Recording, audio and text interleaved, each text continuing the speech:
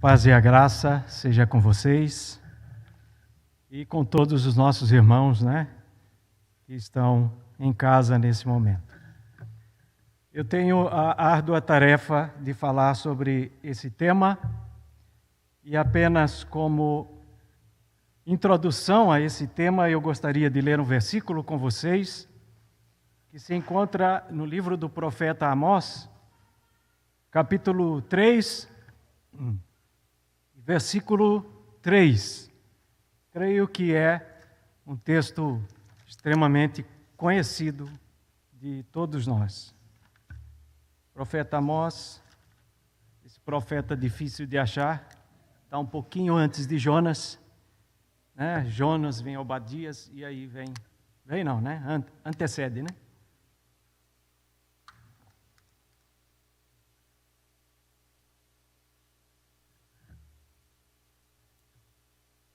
Amós capítulo 3, versículo 3, diz assim: 2 pessoas andarão juntas se não estiverem de acordo. Eis aqui uma pergunta retórica. 2 pessoas andarão juntas se não estiverem de acordo. Vamos ao Senhor em oração mais uma vez? Pai, em Cristo Jesus, nós nos apresentamos a Ti e, de fato, Senhor, tudo o que fazemos aqui queremos, de alguma forma, honrar o Teu nome, glorificar o Teu nome e também, Senhor, edificar a Tua igreja. Que tudo isso aqui seja visível, Senhor, aos nossos olhos, que o Teu nome tenha sido adorado e continue sendo adorado. Que possamos sair daqui, Senhor, edificados pela verdade que nos será apresentada. Para a glória do Teu nome, assim nós oramos e Te agradecemos. Amém e amém. Meus irmãos, falar sobre a incompatibilidade do marxismo com a fé cristã se faz necessário, pelo menos, pontuar aqui um pouquinho da história.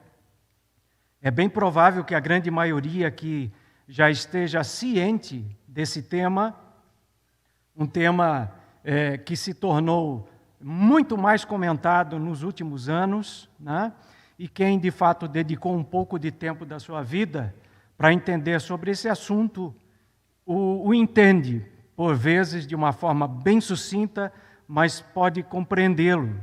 No entanto, para chegar ao ponto alto dessa mensagem, de como essa ideologia fere o âmago do Evangelho e das Escrituras, então, de pontuar aqui rapidamente algumas questões históricas.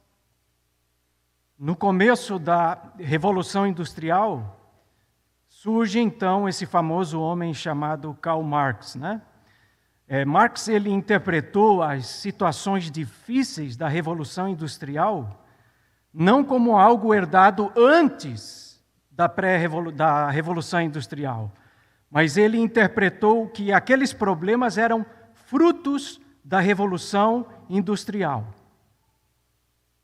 E ele chamou esse tempo como um período negro na história. As suas ideias, então, são voltadas ao proletariado, ou seja, aos trabalhadores. Esses trabalhadores deveriam se opor àquilo que ele chama de estrutura do salariado, estrutura de patrão, empregado, salário e etc. Os meios de produção, então, ou as indústrias, deveriam ser tomadas dos burgueses ou dos industriais, mesmo que essa tomada fosse pela violência, e por vezes foi, ou na maioria das vezes foi. As indústrias deveriam ser tomadas pelos trabalhadores. Em síntese, irmãos, Marx dizia que a infraestrutura deveria influenciar a supraestrutura, ou seja, a infraestrutura era as relações econômicas e as relações de trabalho deveriam influenciar a supraestrutura, que eram o campo das ideias, dos valores, a moral e os costumes. Em outras palavras, não é a consciência que determina a vida, mas é a vida que determina a consciência. E a história mostra, irmãos, que as ideias marxistas, elas não tiveram êxito nos países, mais êxito nos países orientais. Nos países ocidentais, o sucesso do marxismo ou a influência do marxismo não foi muito grande, não teve muito êxito. Talvez pela estrutura cultural judaica-cristã e pela adoção do direito greco-romano que foi adotado no desenvolvimento desses países. Por isso, o marxismo aí, como metodologia, não teve seu sucesso. Isso se dá mais nos países orientais. Com o passar dos anos, a metodologia, então, da implantação do marxismo muda o seu viés, ou seja, a forma como o marxismo deve ser plantado, ele muda a sua forma. E aí nós chegamos no início do século XX, e aí aparece um indivíduo chamado Antonio Gramsci, um italiano, um intelectual, que ele então idealiza uma forma de como implantar as ideias comunistas em países de contexto democrático.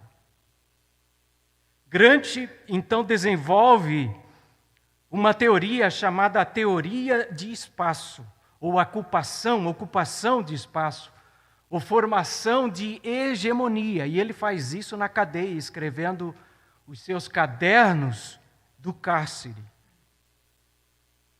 Gramsci, ele diz agora que os ideais comunistas deveriam influenciar a supraestrutura e não a infraestrutura.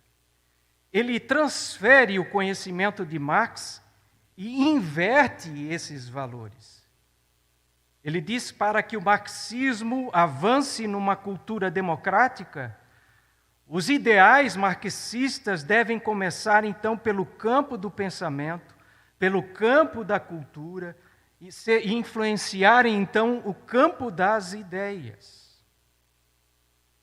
A revolução marxista agora não se daria mais pelo viés da força, pelo viés da violência, pelo viés da coerção, pela matança dos burgueses, para que eles pudessem, então, se apropriar dos seus meios de produção. Não, para Gramsci, a revolução agora deveria ser uma marcha, mesmo que fosse uma marcha lenta. Essa marcha é chamada a marcha da tomada das instituições. Quando as instituições fossem influenciadas pelo imaginário ideológico, não mais pela violência, quando as instituições fossem influenciadas, então a esfera econômica seria transformada.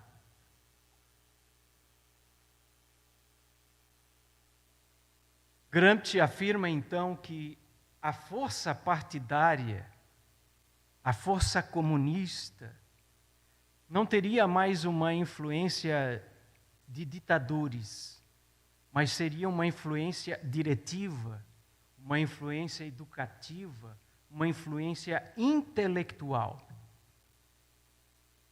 Qual é a forma mais rápida?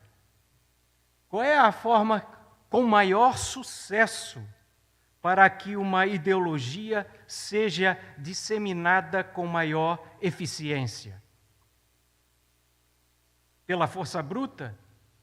Pela força da espada? Pela força dos fuzis? Ora, nós conhecemos, a história comunista mostra que o uso da força fracassou na disseminação do marxismo. Agora, então, qual é a melhor metodologia para se disseminar as ideologias marxistas?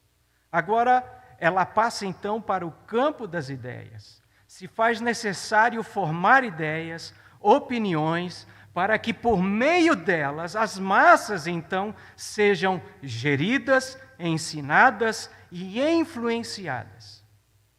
E essas ideias, então, precisam ganhar espaço na sociedade. Essas ideias agora precisam alcançar as massas para que essas, então, sejam doutrinadas.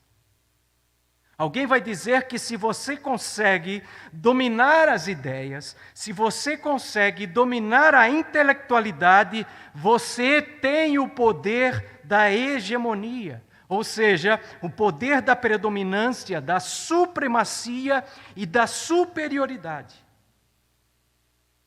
E uma das melhores formas para poder disseminar essas ideias é por meio das instituições, sejam elas sociais, políticas, culturais, religiosas. E é por meio dessas instituições que as massas, então, serão ensinadas dentro dos ideais marxistas. Daí, então, o termo marxismo cultural. O marxismo morreu. Posso dizer que aquele marxismo de Karl Marx, de fato, ele não é mais utilizado, ele não é mais prático. Mas o marxismo passa por uma roupagem. Ele passa por uma renovação. Ele agora não está mais no campo da batalha e das lutas, ele está no campo das ideologias, no campo das ideias, no campo do intelectualismo. Se você quer ter uma prova disso, quando você lê, por exemplo, os documentos de fundação do partido mais ideológico do nosso país, chamado PT, se você ler esses documentos, você vai ver que a linguagem desses documentos é uma linguagem gramsciana, onde a pedagogia ideológica, segundo esse partido, se dá pela educação das massas. O partido político agora, ele passa a ser um instrumento pedagógico de transformação da sociedade em uma nova sociedade. No entanto, esse viés ideológico, ele não está restringido a um partido político. O partido político agora tem mais uma cara pedagógica. O partido político busca, então, a hegemonia ideológica, ou seja, a sua ideologia deve circular em todas as esferas da sociedade, em todas elas. Deve circular entre os intelectuais, deve circular na cultura, nas artes, nos meios de comunicação, principalmente dentro das universidades. E essa é a realidade do nosso país. Marx é considerado o grande Deus do contexto acadêmico brasileiro. O teor marxista, ele está, de alguma forma, irmãos, inserido em todas as ciências, em todos os cursos universitários, por exemplo. Em maior ou menor escala. Você vai encontrar influência marxista em história, em geografia, no direito. Você vai encontrar, por exemplo, o marxismo no curso de letras. Você diz, mas o que tem a ver letras com marxismo?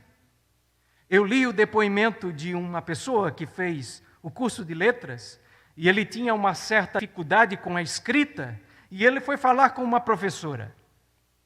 Essa professora, então, disse para ele que corrigir o aluno que fala errado ou escreve errado é preconceito linguístico.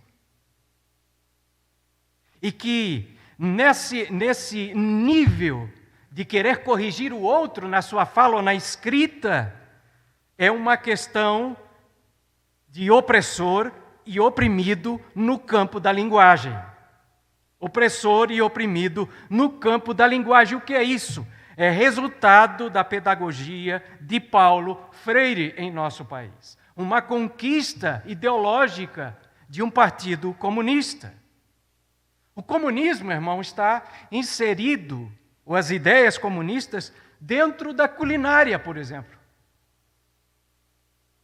Dentro da culinária, há um livro chamado A Política Sexual da Carne, escrita por uma americana, e a autora vai dizer o seguinte: o machismo está atrelado à dominação alimentar no consumo da carne. Ela diz que o machismo está associado com o consumo da carne. E ela continua dizendo: a matança de animais e a violência contra a mulher estão intrinsecamente ligados. Ou seja, o churrasquinho que você faz lá na sua casa faz de você um marido agressor à sua esposa. São ideologias, por vezes idiotizadas, mas que estão por aí semeando ideologias marxistas. E elas também entraram dentro do campo da religião. No nosso país, nós encontramos a teologia da libertação, no viés do catolicismo, e nós temos, então, a missão integral dentro do evangelicalismo moderno. Nesse processo de ocupação, irmãos, e aí reside um grande perigo, e você há de concordar comigo, porque é isso que nós estamos vendo na nossa sociedade. Dentro desse processo de ocupação dos meios, nós percebemos que o marxismo, ele não é visto mais como uma ideia somente, como mais uma opinião no meio de tantas outras opiniões. O marxismo, ele é pregado, ele é doutrinado como sanidade, ou seja, como aquilo que é o certo, como aquilo que é o padrão. Ele representa aquilo que é o normal, ao ponto de que qualquer coisa fora ou contra as suas ideologias é considerado antinatural e deve ser condenado.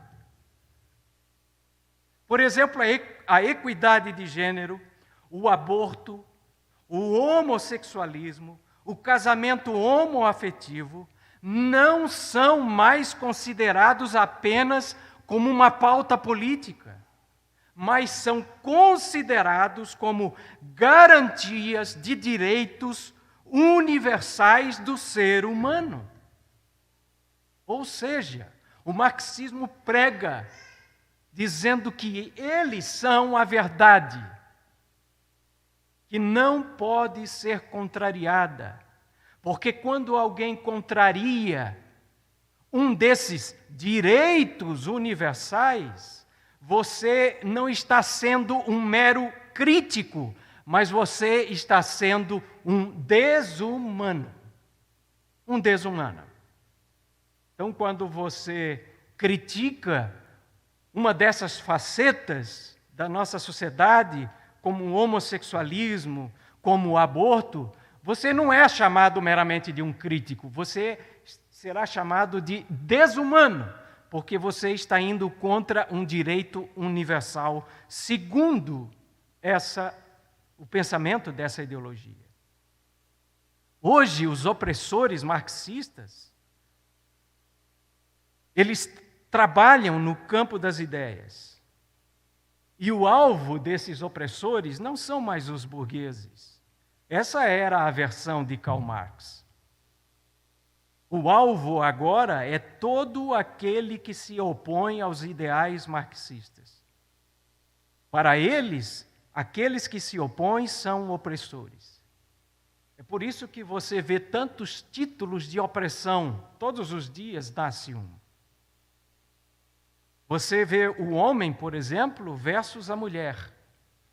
Você vê os brancos versus negros. Você vê os héteros contra os LGBTs. Você vê o rico contra o pobre. Você vê o cara do carro novo contra o cara da bicicleta, por exemplo.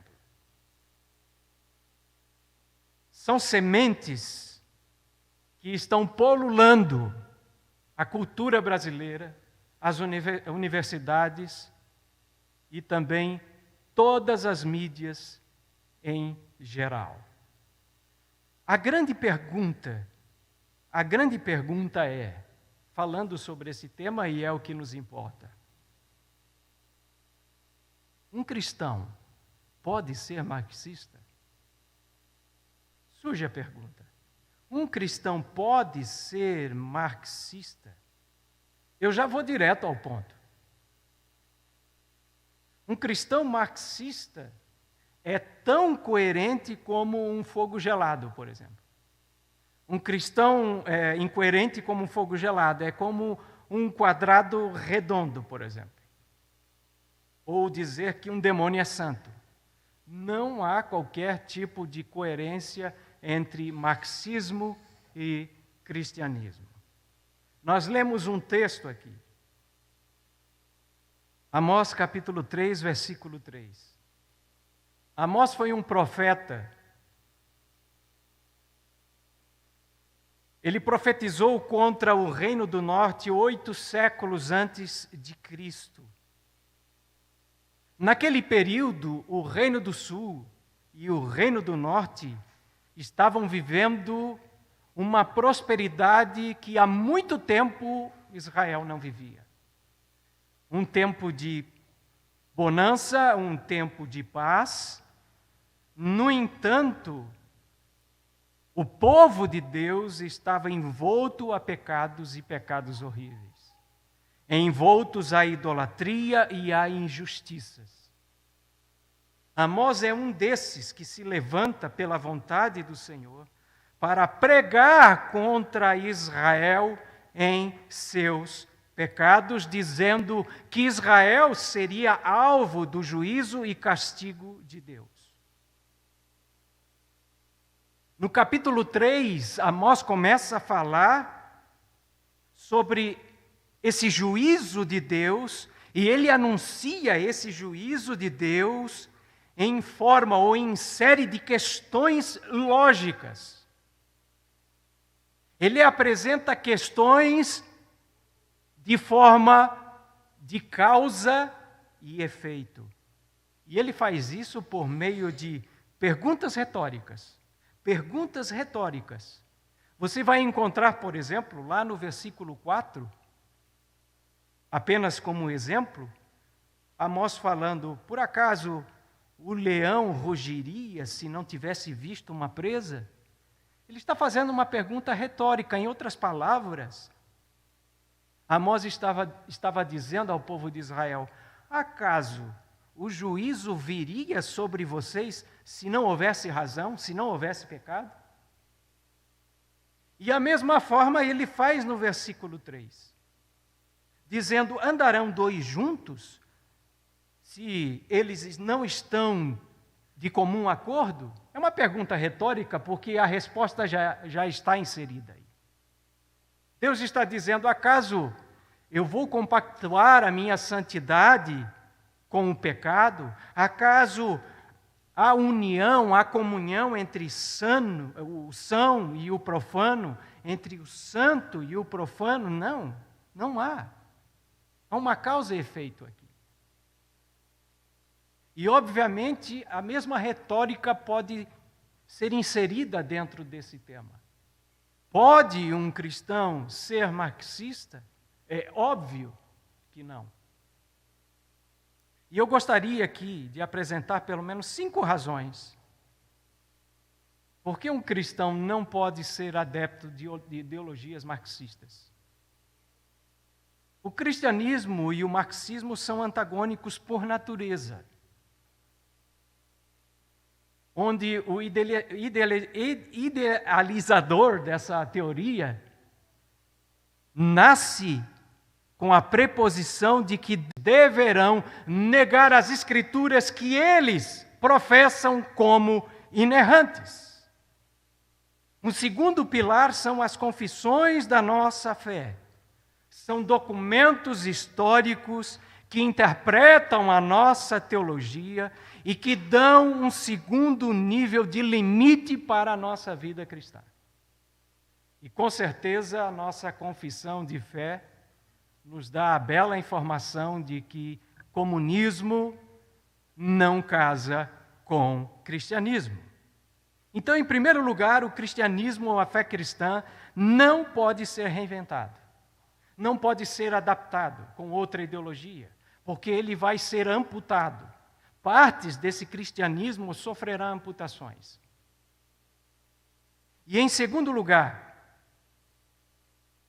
um cristão que é adepto a qualquer graduação da esquerda, a qualquer, seja ela centro-esquerda, seja ela social-democrata, ou seja ela extrema-esquerda, esse indivíduo irá adotar valores intrínsecos a esses movimentos que são extremamente antagônicos a uma visão de mundo judaico-cristã. E esses ensinamentos, esses valores, entre aspas, estarão de forma pontualmente criando oposição aos ensinos das Sagradas Escrituras que são consideradas pelos cristãos como ensinos inerrantes. Ensinos inerrantes. Os adeptos ao marxismo, eles serão tentados a negociar o inegociável. A negociar o inegociável. Eles serão tentados a rejeitar pontos importantes da fé cristã, principalmente, não somente, mas principalmente no campo ético. Como, por exemplo, o aborto, a apologia ao homossexualismo, ao casamento de pessoas entre pessoas do mesmo sexo, a legalização de drogas, a sujeição inquestionável do indivíduo ao Estado. Ele vai ter que negociar o inegociável. E aí eu coloquei, naquela chamada que eu fiz, e em terceiro lugar, talvez eu diria que isso é um dos elementos mais graves. E aqui eu estou falando com conhecimento de causa, ouvindo os teólogos, né, do movimento aí liberal e etc., da missão integral e etc. Em terceiro lugar, um cristão que adota um discurso marxista ou as ideologias marxistas, ele negará direta ou indiretamente a morte vicária de Cristo. A morte vicária de Cristo. A morte vicária de Cristo é repudiada. A morte vicária de Cristo é vista como ofensiva pelo politicamente correto da ideologia marxista. A visão de um pai que executa o seu filho para salvar e justificar pecadores é ofensivo. É ofensivo diante de uma ideologia que diz que o homem não é mau por natureza, mas que o homem é vítima da sociedade ou vítima do meio e transforma, então, a obra de Cristo num mero movimento de ajuste social ou um mero exemplo a ser dado. Os teólogos do movimento integral, e isso eles dizem, não sou eu, eles dizem, que a teologia adotada pelo movimento evangélico marxista é a teologia chamada teologia genérica. Não é uma teologia definida, mas é aquela teologia que se adapta a qualquer tipo de movimento, a qualquer tipo de ideologia e, por fim, a morte vicária de Cristo é negada quando a imagem transferida ao homem é uma imagem de um ser que não precisa de um Salvador, porque não há um mal intrínseco nele. Esse indivíduo é um ser injustiçado e que precisa de uma colaboração no campo da justiça. E em quarto lugar, explico. No marxismo, os pressupostos que são utilizados, por exemplo, como ferramenta por equidade social, esses pressupostos serão contraditórios àquilo que a Bíblia diz acerca do homem e da sua situação atual. No marxismo, por exemplo, o conceito de pecado não existe. O conceito de pecado não existe. A maldade não é inerente à natureza do homem. Ele não nasce assim. O pecado não é apresentado como uma ofensa e rebeldia contra Deus. O pecado não é apresentado como a raiz de todos os males, sejam eles espirituais, morais ou sociais. No entanto, as Escrituras nos diz que o coração pecaminoso do homem é que tem conduzido o homem às guerras, à ganância, ao materialismo, ao individualismo, à opressão ao seu próximo. Essa é a leitura das Escrituras com relação aos homens.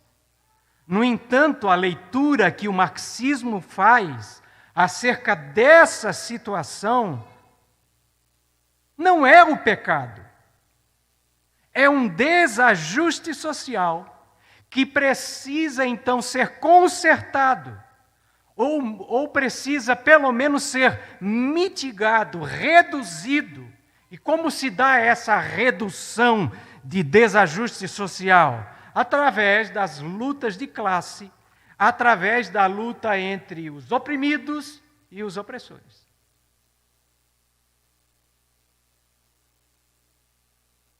Então, o cristão que adota os pressupostos marxistas está indo em contradição com as Escrituras, que dá uma visão muito diferente acerca do homem. Todos pecaram, destituídos estão da glória de Deus, e o nosso mundo está no caos que está por conta do pecado do homem. E em quinto e último lugar, cristão marxista, se é que existe, eu disse que não é impossível, mas estou usando o termo aqui, né? É impossível. Mas, no entanto, né, é algo que está inserido na nossa sociedade, no meio do evangelicalismo brasileiro. Um cristão marxista, ele corre o risco de defender uma perspectiva soteriológica e missiológica reducionista. Irmãos, obviamente, quem abraçou a teologia reformada sabe, e isso é óbvio, que a obra de Cristo não permanece somente no campo espiritual. A obra ou a redenção de Cristo tem um aspecto abrangente ou totalitário. E eu poderia dizer que a redenção proposta por Cristo é uma redenção cósmica. É isso que Paulo fala em Romanos capítulo 8. Toda a natureza será redimida. Então a redenção de Cristo acontece em todas as esferas. Abrange todo o cosmos. E dentro da cosmovisão reformada, nós cremos que é possível a redenção das esferas, ou seja, do campo político, da sociedade, das artes. É por isso que nós damos seminários como esses aqui. Nós cremos que é possível que o homem faça política para a glória de Deus. Que o homem produza arte para a glória de Deus. Que o homem possa caminhar na cultura sem se contaminar com ela, e Deus assim é glorificado. No entanto, dentro do campo do marxismo, o engajamento político social, ele toma o lugar da evangelização. As políticas sociais tomam o lugar da evangelização. Em certo sentido, um cristão marxista, ele se sente realizado e satisfeito quando mudanças, meramente mudanças sociais acontecem. As obras sociais passam agora, irmãos, ter um caráter de centralidade e de exclusividade na vida daquele cristão ou na vida daquela igreja que adota esse tipo de ideologia.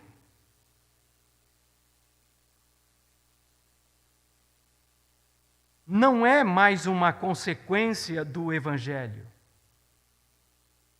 Mudanças sociais não são mais consequências possíveis da crença no Evangelho, mas é a principal bandeira a ser levantada. Não se faz mais necessário a evangelização, mas sim mudanças sociais. Dessa forma, o cristão marxista, ele acaba marginalizando a missão da igreja. E, por vezes, acaba se opondo a ela. E quando eu digo a missão da igreja, eu estou falando a principal missão da igreja. E qual é, Fernando? Pregar o Evangelho de Cristo. Pregar o Evangelho de Cristo.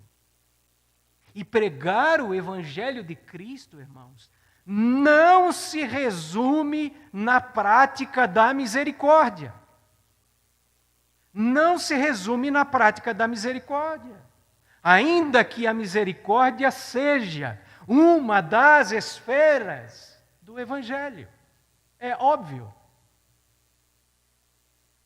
Quando nós olhamos, por exemplo, para a grande comissão, para as últimas palavras de Cristo, você vê isso lá em Marcos 16, Lucas 24, Mateus 28. São as últimas palavras de Cristo. Eu penso que são palavras importantes. Quando alguém se despede, deixa palavras importantes. Veja o que Cristo diz em Mateus 28, 19. Eis aí a primazia das coisas. A primazia das coisas. Jesus diz assim, portanto, vão, Mateus 28, 19, portanto vão e façam discípulos de todas as nações, batizando-as em nome do Pai, e do Filho e do Espírito Santo, ensinando-os a obedecer a tudo o que lhes ordenei. Na grande comissão, a primazia das coisas consiste em primeiro lugar, fazer discípulos. Marcos vai dizer, pregar o Evangelho, fazer discípulos, é levar as pessoas à condição de arrependimento e perdão de pecados. É isso que Lucas fala quando insere a grande comissão. Pregar o Evangelho para arrependimento e perdão dos pecados, fazer discípulo, é conduzir indivíduos ao conhecimento de Cristo, ao ponto de que eles alcancem, pela graça divina, a salvação, e que essa salvação seja comprovada visivelmente por meio do batismo. E, em segundo lugar, é ensinar os mandamentos de Cristo. É conduzir essas pessoas a uma obediência, como o próprio Cristo diz, obedeçam tudo aquilo que eu lhes ordenei. É conduzir essas pessoas a amar a Cristo e a sua palavra. Ora, e obedecer a Cristo Obedecer o ensinamento de Cristo levará você, cristão, levará a mim a praticar boas obras, a praticar obras sociais, a repartir o que eu tenho. Isso é consequência da obediência aos mandamentos de Cristo. O caminho da salvação é ofuscado. Os homens diminuem a evangelização e a missão da igreja. O caminho da salvação é ofuscado. O homem não é mais visto como um ser desprovido da glória de Deus. O homem é visto como um ser desprovido de justiça social. Ele não é visto como aquele ser separado de Deus, como foi a teologia de Paulo, como nos informa a teologia de Paulo em Romanos 3:23.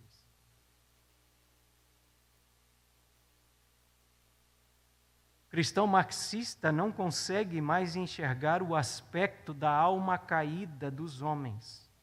Ele não consegue mais enxergar a manifestação do pecado. Ele não consegue mais enxergar a necessidade de remissão e do perdão dos pecados, porque isso se torna obsoleto e muitas vezes desnecessário, haja visto que os homens não precisam mais de um Salvador. Ele precisa de um ajuste social. Ele precisa de um trabalho, ele precisa de moradia, ele precisa de vestuário e alimento, que são elementos importantes na vida do homem, mas que não são a centralidade do Evangelho. O homem precisa reconhecer a sua situação diante do Deus Santo e Justo. O homem precisa entender que, independentemente da sua posição social, ou das suas escolhas ideológicas, ou da sua posição sexual, ele está destinado ao inferno. A grande comissão nos chama a gritar: arrependei-vos, porque o reino de Deus está próximo. Aqueles que abraçam o marxismo cultural acabam sacrificando a missão e a evangelização da igreja. E eu termino dizendo que o testemunho bíblico, irmãos, dentro do contexto bíblico, isso nós vemos até em parábolas, é melhor a alma farta e o estômago vazio do que ter o estômago farto e a alma enferma a caminho do inferno. É isso que as Escrituras nos ensinam. Nós temos responsabilidades sociais? Temos. A verdadeira religião é aquela que socorre órfãos e as viúvas. As boas obras devem sim fazer parte da vida da igreja. A ausência de boas obras pode ser uma das provas de que você não nasceu de novo. Nós não praticamos obras para alcançar méritos, nós nascemos de novo, por isso praticamos boas obras. No entanto, quando ideologias solapam a nossa fé, as Escrituras nos aconselham a que devemos rejeitá-las com todas as nossas forças e também combatê-las se possível. Amém? Coloque-se em pé, vamos orar.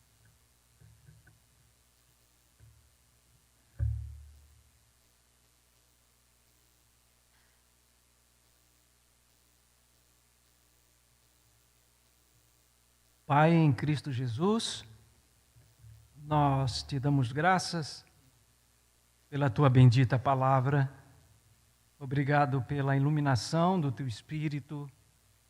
Obrigado por ter resguardado o nosso coração durante toda a nossa existência.